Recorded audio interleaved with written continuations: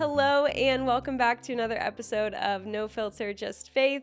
I am so excited to be joined by my friend Jess today. We're gonna really just share both of our stories of faith and how we've grown alongside one another and also just within this community at St. Clement. So Jess, thanks for being here. Thanks for having me. All the way in from California. Again, yeah. I know, she's back. I can't stay Yeah, away. wow, I love it. So let's start with how you found St. Clement. Yeah, so when I first moved to Chicago, my first apartment was actually just down the street from here. Mm-hmm. So due to proximity, I came to St. Clement. Yeah. And then I walked into the doors and Father Ken was presiding. And I was just like, that's crazy because he was my priest at Shield when I went to Northwestern. So I was just like, oh, I'm supposed to be here. That is crazy. Yeah. Mm-hmm. That's right. And what year was that? That was, oh goodness, I think like 2014. Okay. Yeah. Okay. So you'd been coming to St. Clement for a while. Mm-hmm. And then would you come with Matt or was that? No, that was later. Way later. So like 2014, I came to St. Clement and I think I was in that apartment just 1 year. Okay. And then I moved to Wrigley. So then I think I was still coming to St. Clement, but based on where I was living in the city, I was bopping around. Got it. And it wasn't until I met Matt in, I think, 2021 that we started coming back to St. Clement because it was close to his new apartment. Okay. And so then when you first started coming to St. Clement, were you sharing faith with friends or was it kind of like a solo endeavor? It was definitely solo. My friends knew I went to Mass, but I didn't speak about my faith. Okay. I wasn't like praying over meals or overtly professing my faith. It was just kind of my checklist to go to Mass on Sunday, and that was it. Yeah. So then meeting Matt, your now husband, you two kind of started going to St. Clement together. Yeah, because he moved nearby, I was like, oh, we should go to St. Clement since I was familiar with it. And so we started coming to Mass, and we came upon Father Peter and he was talking about getting involved, and that kind of like spearheaded our journey to building community within the church versus just our solo journeys. Yeah. And St. Clement was just such a gift because I started attending Lydia. We did Alpha together, and it just like opened up this different side of our faith that we didn't realize we were missing. Yeah, so good. And so what was so when we met at Alpha, was that your first time doing Alpha? Mm-hmm. Okay, so what was your experience of Alpha? Alpha was great. It was interesting because it got us communicating with other people and talking with our faith with other people, some who grew up with the faith, some who were exploring the faith. So I think that was good discipleship training of like how you can talk to your faith with other people in a respectful manner. And then also just getting new insights and perspective on how people are approaching faith and like how you can possibly help them or just like just share your faith with other people in your lives outside of Alpha. Yeah.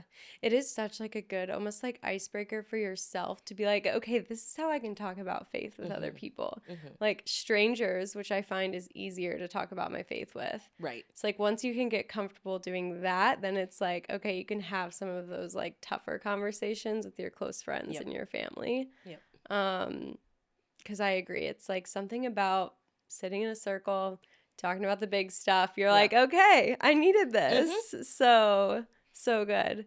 And then, okay, so we met at something called the Alpha Day Away, which for anybody who doesn't know is a day really focused on the Holy Spirit, which is a part of the Trinity that we don't talk about as much in Mass settings. And I think just, I don't know, in some Catholic settings, it's just, I don't want to say it's forgotten because it's certainly not, but I think we don't bring it up as much as we should. And so I think for me, Day Away was really eye-opening, and it was such a puzzle piece for me the first time that I did Day Away to learn about the Holy Spirit and just how personal and intentional the Holy Spirit is in our lives.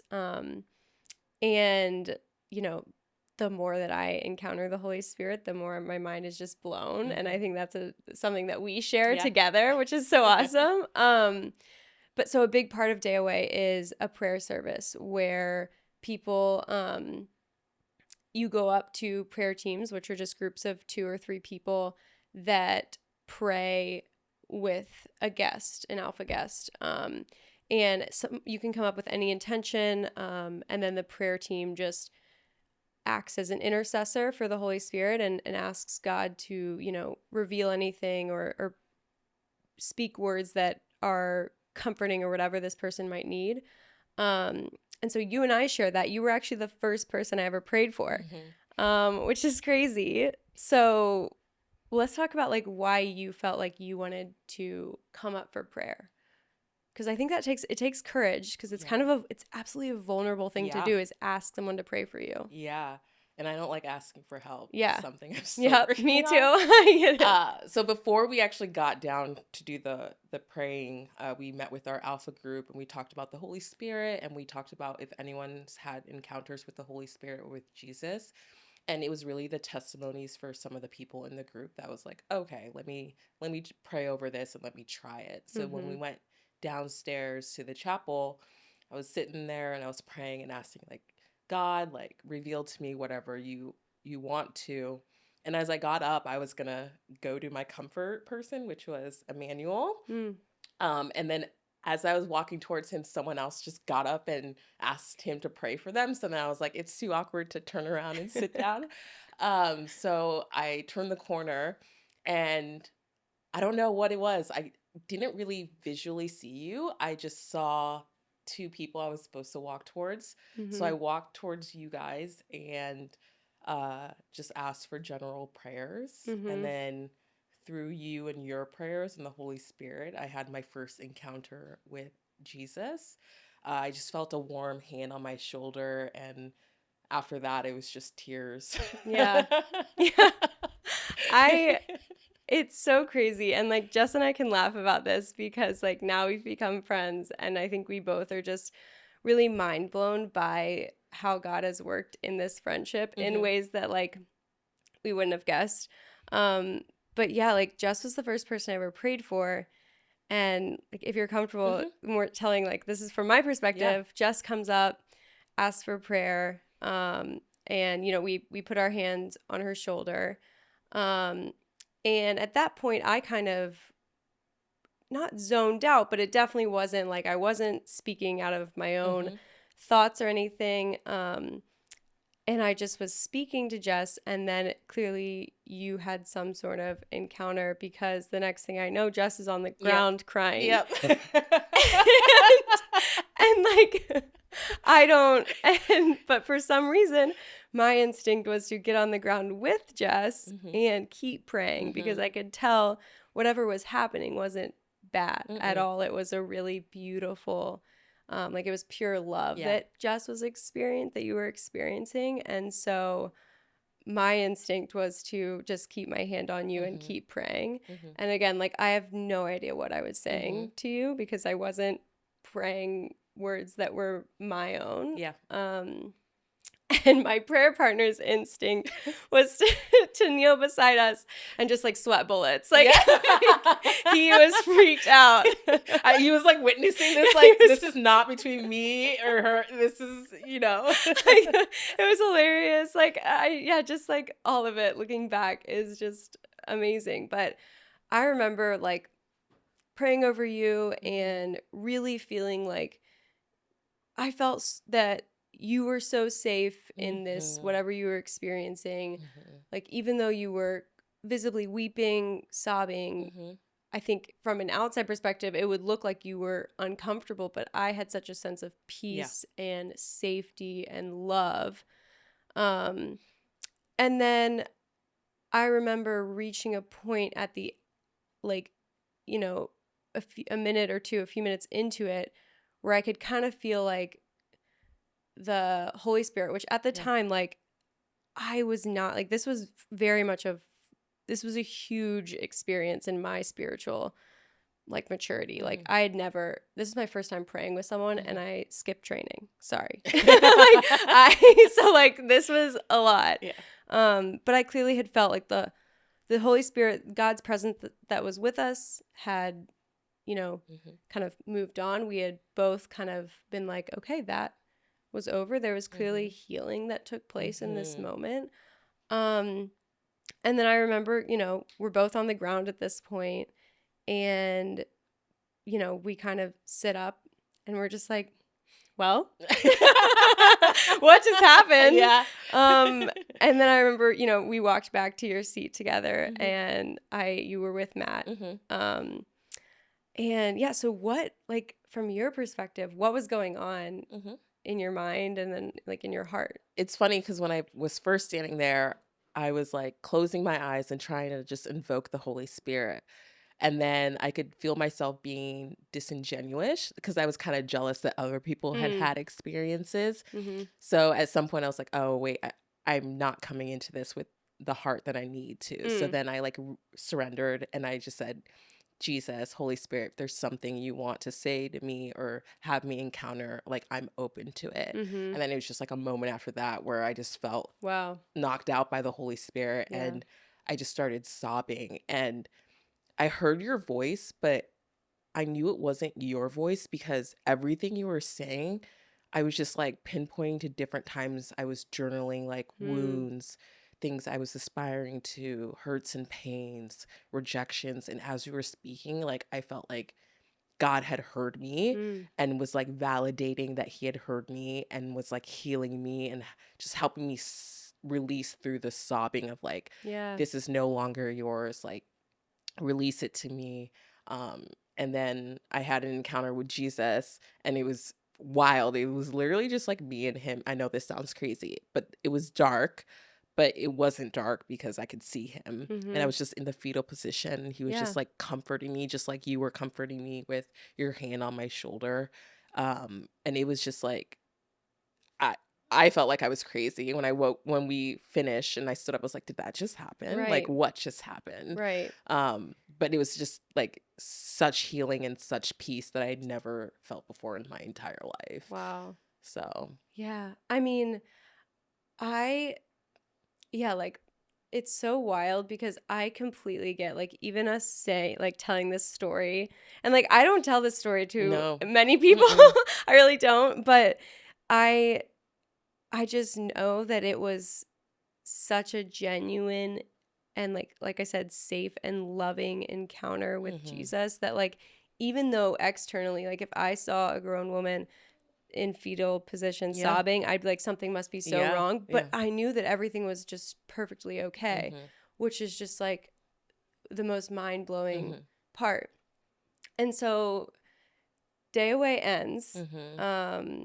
How are you feeling, like, afterwards? So the first thing I did was call my mom Hmm. because she obviously is a mom and worries, but she's always like, I'm worried about you, like be safe, like I'm praying for you. And I Yeah. called my mom and she had a bunch of anxiety over things she was worried about. And I was like, Mom, I'm gonna be okay. Like I had an encounter with Jesus. We're Yeah. gonna be fine. And Yeah. she just starts sobbing because she Wow. also like clearly through the way I was speaking with such conviction, she knew that She like knew. something had Yeah. happened and she Wow. didn't need to worry as much. And then I went home and journaled because I didn't want to forget this. And I was like, again, I think I'm crazy. And Yeah. I'm journaling and then I'm like closing my eyes and reflecting. And then I realized I didn't see your face. I literally saw the face of Jesus, Hmm. and that's what drew me to you for Wow. you to pray over me. And it was just like it was so clear. I was like, how did I not clearly see that in that moment? But Yeah. like Wow. reflecting back, it was just like so obvious. And So again, wild. kind of freaked me out, but like Yeah. still, it was just Yeah. like, Well, like, that's the thing about, like, this experience and then experiences we've had since then, is mm-hmm. like, it is so clearly Jesus reaching Yeah. for, us, Mm-hmm. that it is so mind-blowing and so incomprehensible to, like, my little human Yeah. brain that I don't even know how to think about it, talk about it. Like, it is really just something that you feel. Mm-hmm. And so I was the same way. I, like, remember, like, after the prayer service, like, we went and ate lunch, and I Mm-hmm. was like, oh my gosh, like, what am I supposed to talk about at lunch with these people that have no idea what just happened, you know? Yeah. And so that's why I remember, you and I were like, okay. So at this point, I didn't even know No. Jess's Mm-mm. name. Like, I did not know your name. Mm-mm. I knew nothing about you. And like, I knew that I saw you and Matt like leaving together. Mm-hmm. So I knew you had him, but like knew nothing about you. And so then I think I saw you again the following Monday Yeah. and was like, hey, how are you doing? Like, like, do you want to talk about anything? Because that Yeah. was pretty crazy. Yeah. And so we went and got dinner. Mm-hmm. And it was crazy because as I've thought about this, it's like I knew nothing about you, Mm-hmm. but because of you, I know so much more about Jesus, Yeah. which is crazy. Right. And so it's like, I think that has really taught me so much about like why we need the church and Mm-hmm. why we need each other, why Jesus gave us the church is because none of like this happens when we are together Yeah. with we let the Holy Spirit work throughout all the people in our lives and we're really open to it. But it was just so crazy because you weren't someone who was like a friend. You Mm-mm. like we were strangers. Mm-hmm. So we got dinner and then we see each other at mass and stuff. But then a few months later you move Yeah. to San Diego. Mm-hmm. So what was moving away from your church community like where you knew a bunch of people? Like how did that or like Honestly, moving away from the parish was the hardest part because it's yeah. like, yes, I have friends here, and sorry, friends, I love you, Yeah. but like Saint Clement and the parish and the community had become so integral in my Yeah. day to day life that I was just like, just gutted that we had to leave Yeah. because I was like, I don't know how I'm gonna rebuild that. Right. But I also was trusting that we were meant to be somewhere else and to bring Right. whatever we learned at St. Clement to whatever parish we were going to, and just again to trust in God's plan. Yeah. So. And so we kind of like kept up on Mm-hmm. Instagram.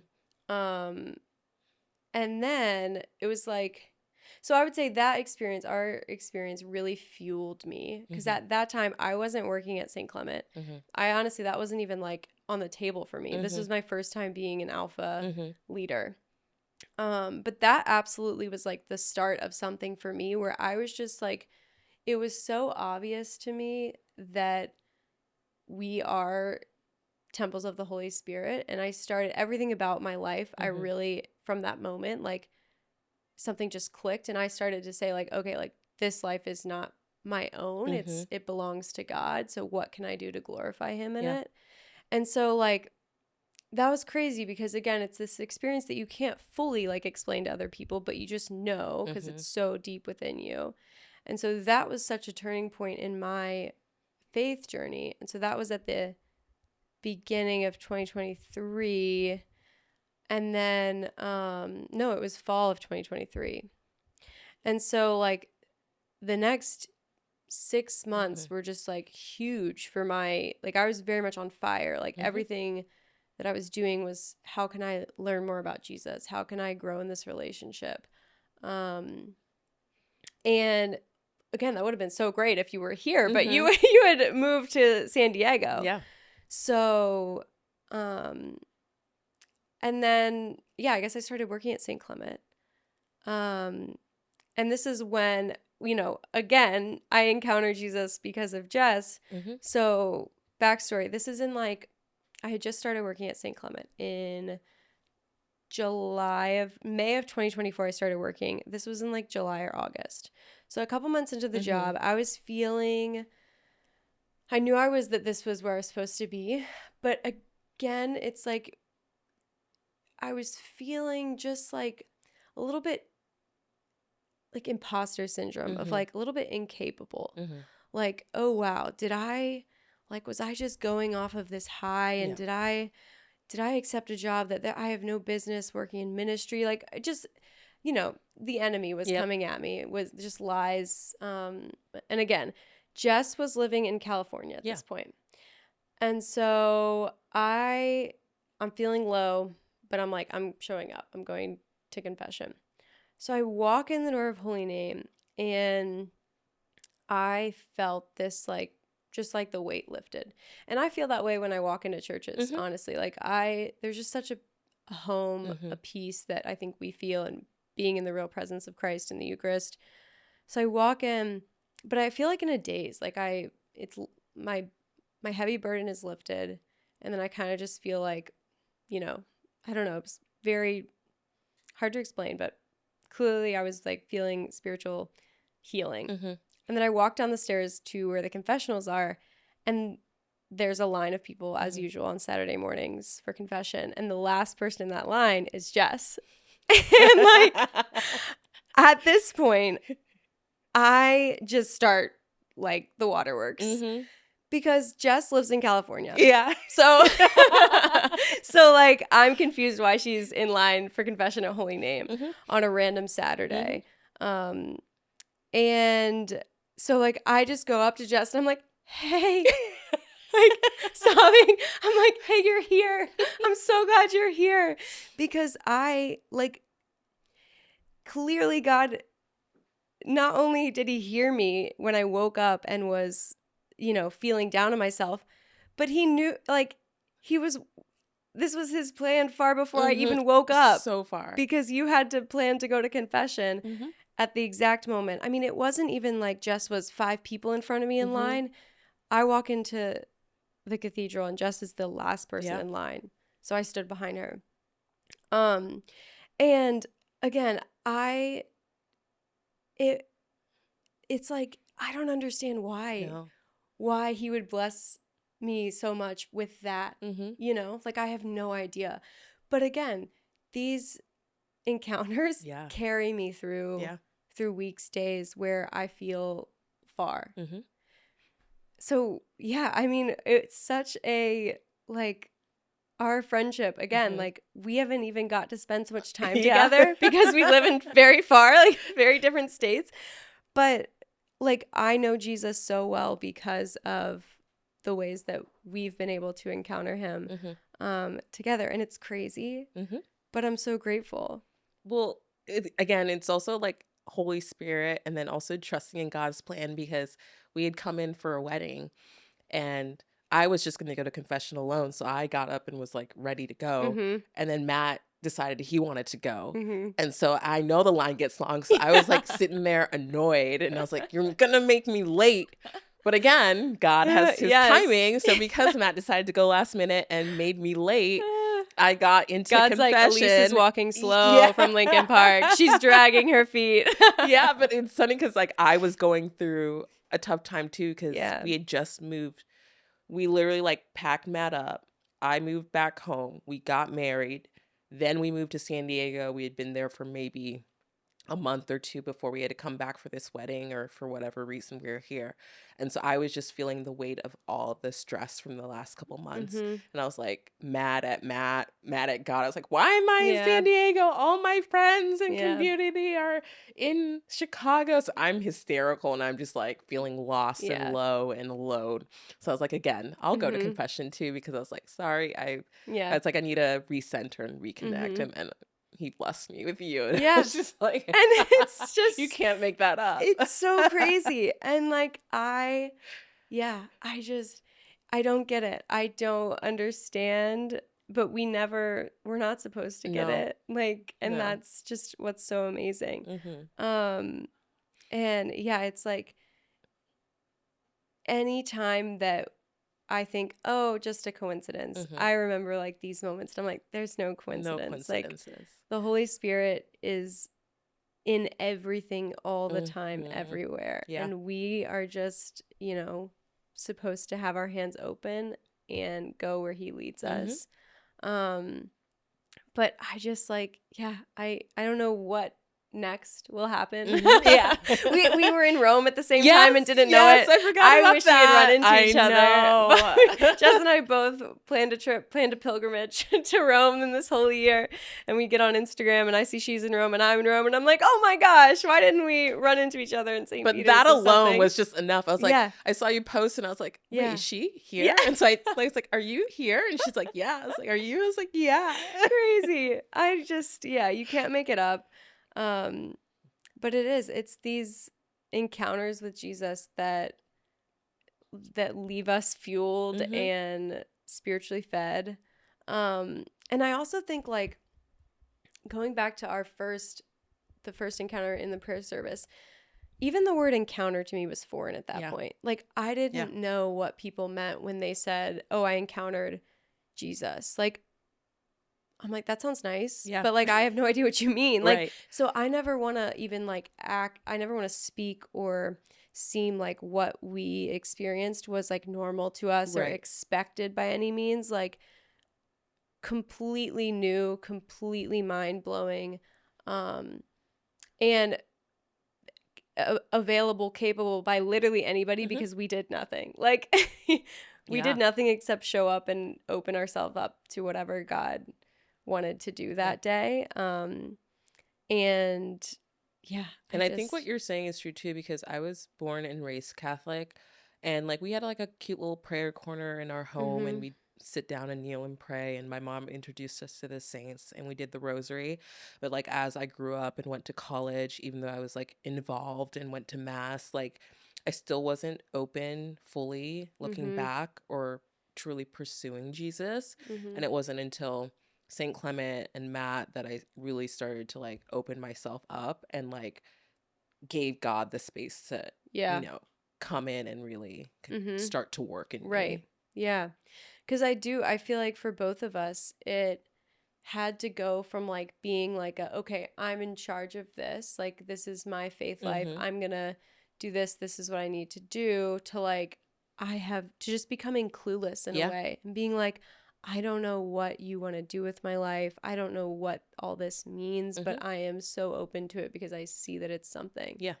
Yeah, it's just like it's just crazy because it's like God works through anyone, anytime, Mm-hmm. anywhere, no matter, their, I don't even know, like I have, it's like, I think and I think about that sometimes with my job. I'm always like, oh, people assume I'm like, so whatever, or Mm-hmm. like that I got a degree in theology, or like, Mm-hmm. but even if I had a degree in theology, even if I, spent all day, whatever, learning about our church, it's like that makes no one holier. Yeah. The only thing that we are called to is being open, Mm-hmm. and being open to growing in holiness, however God, wants that for us.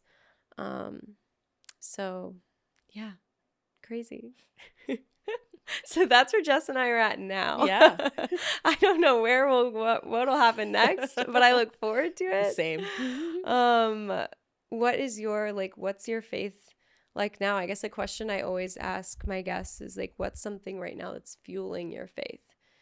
Right now, what's fueling my faith is just learning about a different aspect of God, and that is learning more about his mercy Mm, and love, because we hear about his love, but I don't know if we hear a lot personally about his mercy and understanding his mercy. mm, So just again, like I had these encounters and it moved my faith from my head to my heart, but like again, being away from the community and like starting over in San Diego, I feel my faith creeping back up to my head. mm, And so I'm exploring right now, what does God's mercy and love mean for me? yeah.